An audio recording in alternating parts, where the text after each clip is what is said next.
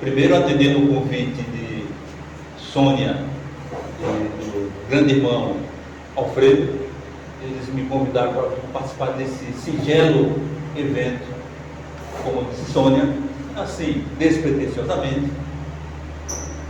Esse convite me veio via Paraguai, ao qual o Alfredo ligou comigo dele lá, e o Mendes participou do evento, e eu está mais ligado nessa situação. Então, cá estou eu, Alfredo, obrigado pelo convite, obrigado, Sônia, e vocês estão me ouvindo.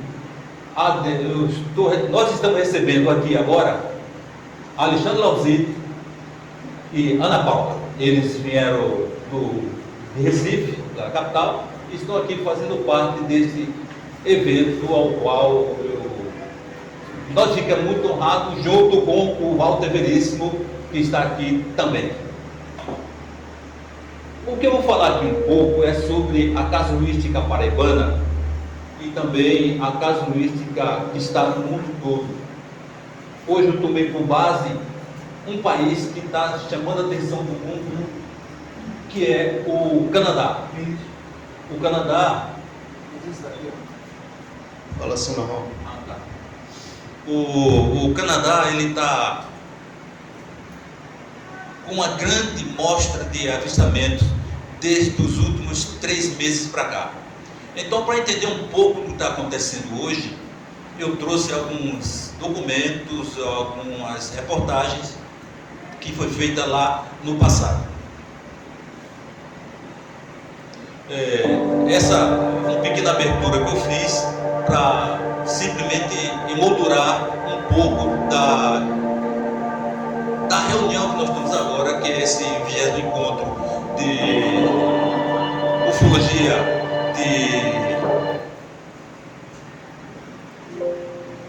de Igaraçu. O Rio do Campos é o diretor da rádio e vai começar a passar os slides.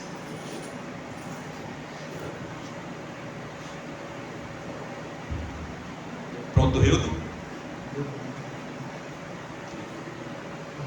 Beleza.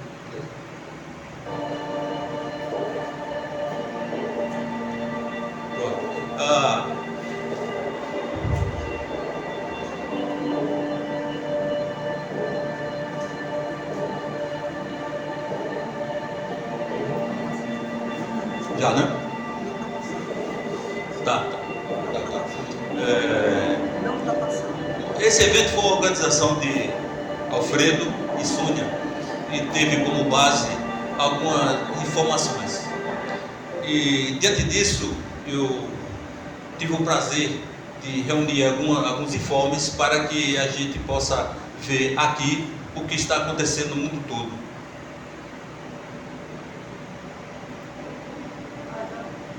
Não? Tá certo. Bom, essa é a primeira. Então, um clipe só para ver o som. Aqui é uma homenagem que está ao Marcelo Braga, ao Jader, que eles se foram alguns meses, alguns anos atrás. Está aqui o Jader e o Marcelo Braga. Quando eu recebi... eu acabei de falar sobre eles e não... Eu pensei que a gente iria mostrar depois, mas aí está Marcelo Braga, que todo mundo conhece, e Jader, uma pessoa muito querida que sempre esteve com a gente. Nossas homenagens a ele e a dedicação do dia de hoje.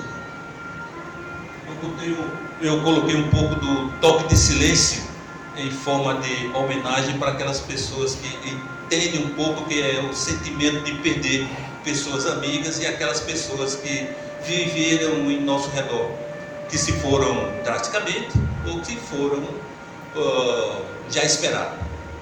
1 minuto de silêncio. Então era uma pessoa que a gente ama muito e que a gente sabe que ele está por aqui, não importa se ele não está com o corpo físico, né? Não importa, importa que ele está com a gente. E outra pessoa pessoa querida também da gente, que muita gente deve se lembrar, é de Marcelo Braga. Marcelo Braga, que era aquele que tinha a Bíblia como referência para a ufologia. Então, ele sempre esteve com a gente e agora ele não está mais. Então, a gente dedica esse dia de hoje a estas 3 pessoas que são muito queridas da gente e que a gente conta com eles, independente deles estarem com o corpo físico ou não. Mas a gente sabe que onde quer que eles estejam, eles estão trabalhando o tema, eles estão se ocupando disso e auxiliando a todos nós nessa trajetória. Nós vamos começar com a fala de Claudionor Mendes. Onde ele está? Claudionor Mendes, que vai falar sobre casuística, aparições de ufologia em Pernambuco, no Nordeste, né, na Paraíba. Tem uma quantidade muito grande, tem uma riqueza muito grande a ufologia aqui na Paraíba e no Nordeste como um todo, né? A gente tem vários outros lugares. Então, Mendes, por favor. O Paraibano de Ufologia, apresentado pelo nosso presidente Claudionor Mendes, e brilhantemente gravado e editado pelas ágeis e competentes mãos mágicas de Rio do Campos. Eu sou, você já sabe, Giovanni Meireles, e hoje eu quero falar sobre OVNIs, objetos submersos não identificados, que voam também. Nesse caso específico, é sobre o incidente de Shag Bay, ou o Roswell, de UFO Rebel, no Canadá. O que é isso? É o impacto de um objeto desconhecido no mar, próximo a Shag Rebel. É uma pequena comunidade de pescadores localizada na costa sul da Nova Escócia, no Canadá, no dia 4 de outubro de 1967. Naquela noite, por volta das 23h20, 11 e pouco da noite, foi relatado que algo havia colidido com as águas do porto de Shag Bay. 11 pessoas testemunharam o fato, incluindo militares. Um objeto com várias luzes voando em direção ao porto caiu e disseram as pessoas que o viram que era como se fosse o estrondo de uma bomba. Aí, pensando que era uma queda de avião, uma aeronave, as testemunhas chamaram o Regimento Real de Cavalaria Montada do Canadá para salvar o que eles pensaram que era um avião acidentado, salvar os pilotos de morrer afogado. 2 oficiais da Polícia Montada chegaram ao local 15 minutos depois, e antes que qualquer tentativa de resgate pudesse ser feita, o objeto começou a afundar e desapareceu diante dos olhos de todo mundo. O exército canadense foi acionado e rapidamente organizou uma operação de resgate de possíveis sobreviventes e de recuperação da suposta aeronave. Todo mundo achava até então que era um avião. E antes dos navios da guarda costeira chegarem, cerca de meia hora depois do que havia acontecido, barcos de pesca particulares foram até o local, na esperança de encontrar sobreviventes boiando, algum vestígio da aeronave, mas nada à noite foi encontrado. Nem sobrevivente, nem corpos, só uma espessa espuma amarela estava na flor da água, na superfície do mar. O que é isso? Foi feita uma busca submarina com muitos mergulhadores durante vários dias depois e nada foi encontrado nesse local. Pelo menos é o que o povo do Canadá sabe oficialmente. E durou muito tempo. Muito tempo.